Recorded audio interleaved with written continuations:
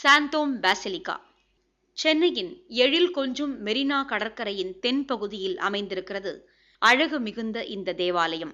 உலகில் உள்ள 3 பாசிலிகாக்களில் இதுவும் ஒன்று. பாசிலிகா என்பது இயேசுவின் ஆத்மார்த்த சீடரின் கல்லறை மேல் அமைக்கப்படும் தேவாலயம் ஆகும். தமிழகத்தில் கிறித்துவ பணி செய்ய வந்த செயின்ட் தாமஸ் பரங்கிமலை பகுதியில் விஷமிகளால் கொல்லப்படுகிறார். அவரது குருதி வடிந்ததாக கருதப்படும் பரங்கிமலை பகுதியில் அந்த கல் இன்றும் தேவாலயம் ஒன்றில் பூஜிக்கப்படுகிறது. அவரது சாம்பலும் மிகச்சிறிய கை எலும்பும் பூஜைக்குரியதாக்கப்பட்டு அதன் மேல் எழுப்பப்பட்ட தேவாலயம் சாந்தோம் தேவாலயம். 1970 புனரமைக்கப்பட்ட இந்த தேவாலயத்திற்கு பல்லாயிரக்கணக்கான பக்தர்கள் நாள்தோறும் வருகின்றனர். இத்தேவாலயத்தில் செயின்ட் தாமஸின் வாழ்க்கை வரலாற்றை விளக்கும் வண்ண கண்ணாடி ஓவியங்கள் அதன் சாளரங்களுக்கு அழகூட்டுகின்றன.